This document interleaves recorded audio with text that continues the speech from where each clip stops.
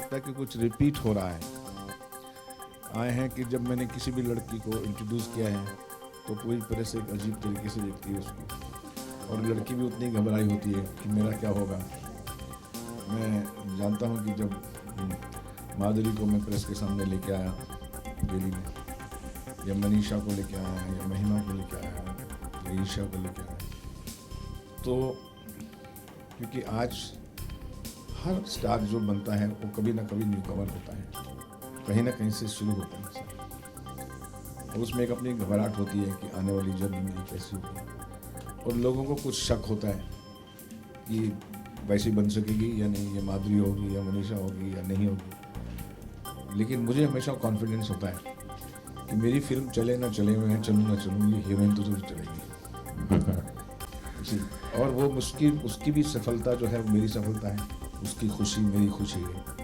आज जितनी भी हीरोइंस जो आज स्टार्स बनी और अच्छी इनिंग प्ले की उन्होंने, और मैं यही दुआ करता हूँ मिष्टी के लिए भी, क्योंकि मिष्टी एक डिज़र्व करती हैं। इन्होंने इतना अच्छा काम किया है और बहुत सिंसियरली काम किया है।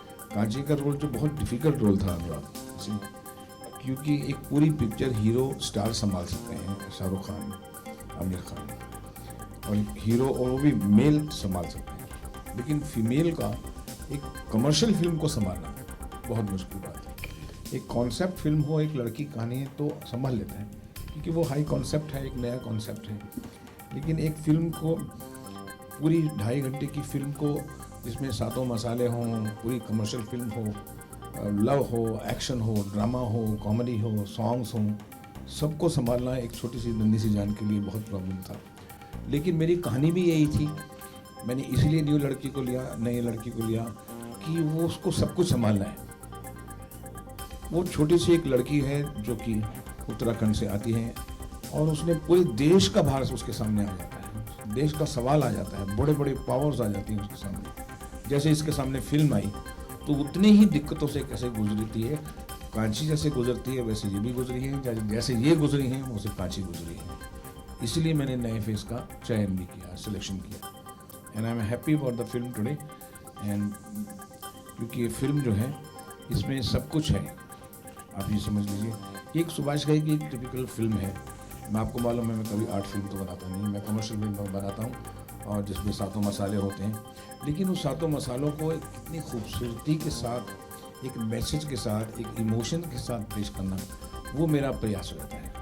कभी मैं फेल होता हूँ, कभी पास होता हूँ, लेकिन प्रयास मेरा होता है कि सातों मसालों की फिल्म का एक खूबसूरत तशरीह, खूबसूरत तरीके से कैसे पेश करूँ ताकि वो आने वाले 10, 15, 20 साल तक भी ज़िंदा रहे। मुझे खुशी है कि मेरी पुरानी फिल्में भी आपको याद हैं, और ये फिल्म भी है एक आखिर में, शुरू में क्रिटिसाइज़ होगा लेकिन आखिर में याद रहेगी बहुत दिनों तक, क्योंकि इसमें एक रूह भी है, इसमें इमोशंस भी है, और इसमें एक मैसेज भी है।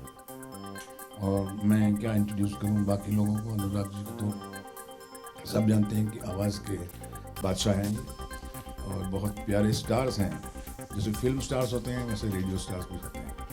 अब यह है कि रेडियो स्टार्स का फेस नहीं आता, और फिल्म स्टार की आवाज़ कैसे भी हो तो चल जाती है ना।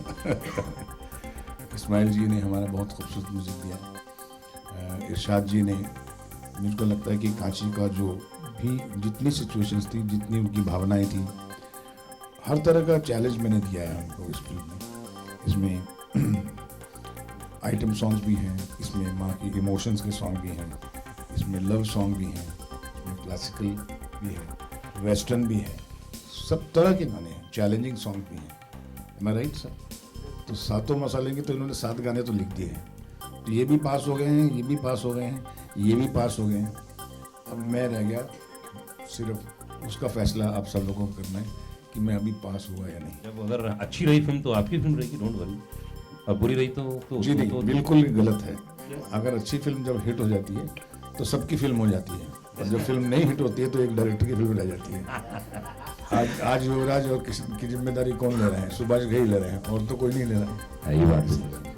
लेकिन आज जो म्यूजिक लॉन्च हुआ, आप सभी को बता दूं कि आज एक गाने का हम लोगों ने मुहूर्त किया, एक गाने का, और इसे इस्माइल दरबार साहब ने कंपोज किया था। ये कांची जो है एक स्टोरी रूरल गर्ल की है, रूरल गर्ल की अपनी हिम्मत, करेज, साहस, इंटेलिजेंस, कॉमन सेंस, एग्रेशन, जो खूबसूरती, ब्यूटीफुल। तो एक पैराडॉक्स होता है रूरल गर्ल की कि वो फ्रेजाइल ब्यूटी भी होती है और वो अग्रेसिव भी होती है, वो फूल भी होती है, वो गुलेल भी होती है। वही है कांची। तो कांची के लिए क्या स्पोर्ट्स हो सकता है? एक साइकिल, एक आम आदमी का साइकिल, और वो साइकिल में जो जीतती है रेस, और उसके सामने जो फॉल, साइकिल रेस के टाइम पे जो उसे फॉल प्ले करने की कोशिश करता है और उसकी जो पिटाई करती है, वो है कांची। साइकिल रेस जीतना उसके लिए इम्पोर्टेंट नहीं था, उसके लिए था कि राइटफुली साइकिल जीती जाए। और ये उसका कैरेक्टर पहली रील में हम लोग इस्टेब्लिश करते हैं, इसीलिए वो बताया जाता है कांची रे कांची, कांची रे। ये फिल्म साइकिल की रेस की नहीं है, ये फिल्म ये है, ये फिल्म कांची की जिंदगी की सबसे अपने एक इस्टेब्लिशमेंट के साथ और बड़ी बड़ी पावर के साथ लड़ने की कहानी है कि किस तरह से कि जो लोग सप्रेस हैं, आज इतना गुस्सा लेके यूथ बैठा हुआ है, इतनी प्रॉब्लम, इतने फियर लेके बैठा हुआ है, तो वो यही कहना चाहती है कि आप डर के मत रहो, fear no evil, do what is right, fight for the right. You see this is what she wants to say. पूरा गांव एक पॉइंट पर आके हार जाता है कि जो बड़ी बड़ी पावर है उनके सामने बात नहीं करनी चाहिए, और ये बोलती बात करनी चाहिए। और ये अकेली लड़की बड़ी बड़ी पावर के सामना करती है और किस तरह से उनको कारपेट उनके नीचे से खींच लेती है और उनको गिराती है, एक अकेली। पूरा पूछोगे अब उसका नाम कांची। देखिए, सबसे ज़्यादा तो पहले मेरे जहन में ये आया कि इस्माइल दरबार तुम 8 साल के बाद फिल्म कर रहे हो। जी जी जी। और अगेन आपको सुभाष जी ने वो इज्जत दी है, तो आप बिल्कुल उस कांची के कैलिबर का म्यूज़िक आपको देना होगा, जिस तरह इस कहानी का किरदार है कि कैसे वो बड़े बड़े लोगों से भिड़ जाती है। जी जी। उसी तरह इस्माइल दरबार तुमको भी अब बहुत लोगों से भिड़ना है। तो बस वो एक एनर्जी थी, वो एक आग थी जो इतने दिनों से अंदर बसी हुई थी, उसको बस मुझे मेरे हिसाब से हिंदुस्तान के बहुत गुणी म्यूजिक डायरेक्टर्स में से है। चाहे वो 8 साल नहीं काम किया या हर साल काम किया, वो फर्क नहीं पड़ता है। फर्क क्या पड़ता है कि गुण कौन है। गुणी जो हैं इस्माइल जी के बारे में कोई क्वेश्चन नहीं कर सकता। तो इसीलिए मैं सब म्यूजिक डायरेक्टर्स को छोड़ के इनके पास गया कि देखिए मुझे ऐसा म्यूजिक चाहिए जो धरती से जुड़ा हो, जो अर्दी हो, क्योंकि कांची अर्दी है और मुझे मालूम है कि आप बहुत खूबसूरत म्यूजिक देंगे। लेकिन होता क्या है कि मैं हमेशा अपने आप को यंग महसूस करता हूँ, मैं उम्र में नीचे होता चला जाता हूँ। अगर आप समझे मेरी उम्र क्या है तो मैं कहूँगा 24 से ऊपर नहीं है, शायद ये मेरी सीनियर होंगी। लेकिन इस्माइल जी जो हैं, मेरे इनके सामने जब म्यूज़िक कंपोजिशंस चलती रही तो थोड़ा सा ये था कि ये जितने सात्विक संगीत की तरफ जाते थे, मैं उसी तरह से उनको कमर्शियल म्यूज़िक की तरफ लेके आता था।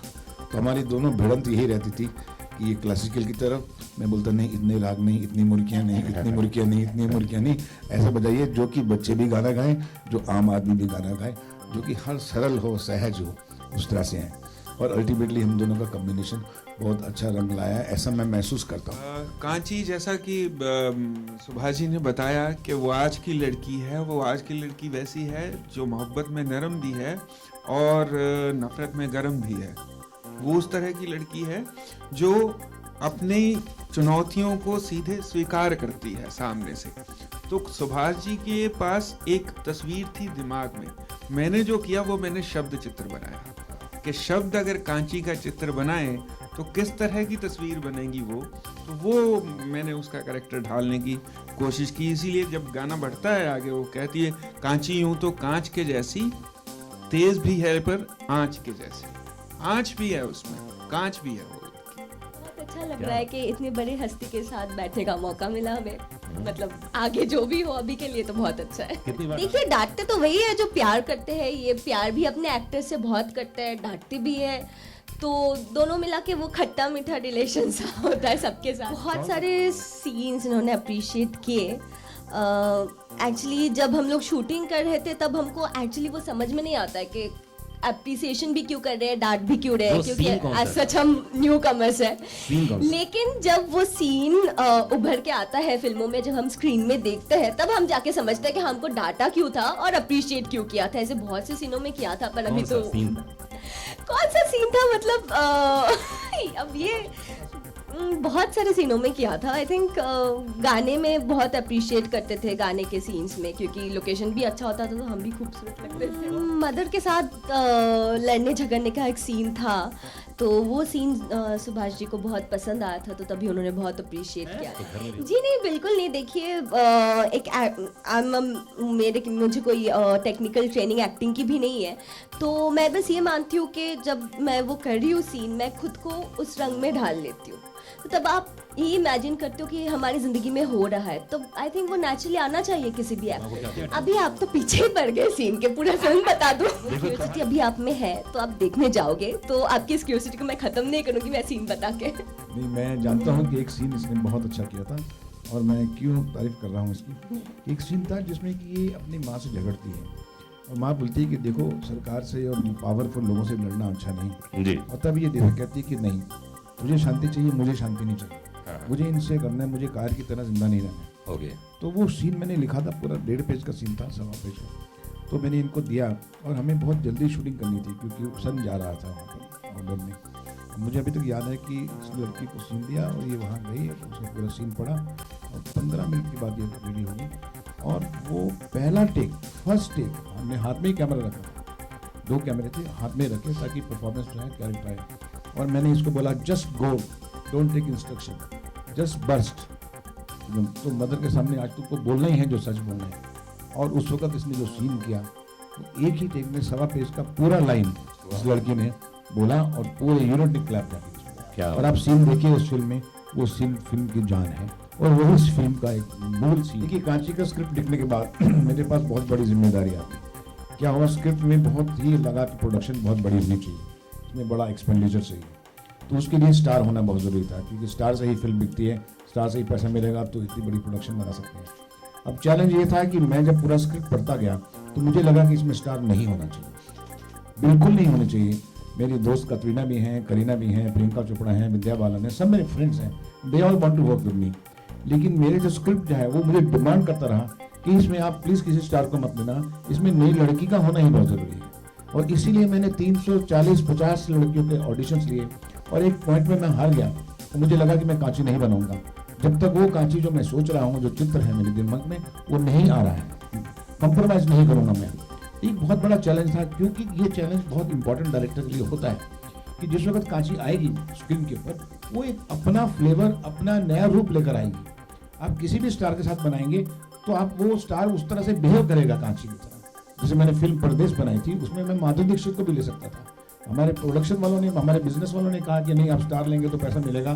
जैसे कांची में भी कहा, मुझे बहुत फोर्स किया मेरी कंपनी ने कि आप इसमें स्टार लीजिए, अदरवाइज ये पिक्चर के लिए हमको बहुत भारी पड़ जाएगा, यू प्ले सेफ। मैं बोला मेरी सेफ्टी यही है कि मैं अच्छी पिक्चर बनाऊँ, उनको पैसा नहीं चाहिए।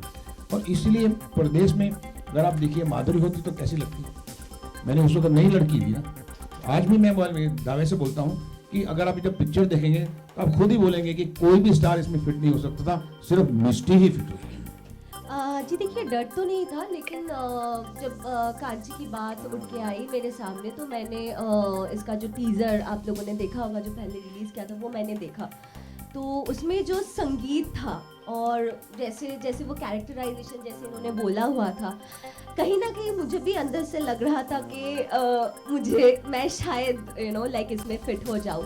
तो एक कॉन्फिडेंस थी। फिर जब हम इनसे मिले तो सब होता गया जैसे किस्मत ने चाहा। देखिए, कांची और मेरे में ये फ़र्क है कि हम दोनों का बैकड्रॉप जो बैकग्राउंड है वो अलग है। She comes from the rural area, I belong to the urban society. But I think Kanchi एक आम लड़की है, और हर आम लड़की का कहीं ना कहीं उसके साथ ताल्लुक है। तो कोई है जो एक्सप्रेस कर पाते हैं, जैसे कांची ने एक्सप्रेस किया है, शी फॉट बैक, और कोई है जो नहीं कर पाते हैं। तो कांची एक इंस्पिरेशनल स्टोरी है जो हर आम लड़की को या आम यूथ को इंस्पायर करे कि जो उनके दिल में है वो दिल में ना रखे, उभर के आए उनके दिल से, और वो अपने लिए और अपने सोसाइटी के लिए कुछ करे। तो आई थिंक कांची से हर कोई कहीं ना कहीं रिलेट कर पाए। रिसर्च तो एसजी ने किया, लेकिन आई थिंक जब हम वहाँ पे गए एज कांची, नॉट एज मिष्टी, तो रिश्ता अपने आप बन गया। खूबसूरत वादियाँ थी, खूबसूरत कांची थी, तो रिश्ता अपने आप बन गया। अच्छी वैन थी, फर्स्ट क्लास अच्छा फूड था, अच्छा होटल रहने को था, अच्छा डायरेक्टर था, अच्छे म्यूजिक था, तो ऑटोमेटिकली वो जो मिष्टी थी वो कांची बनती चली गई।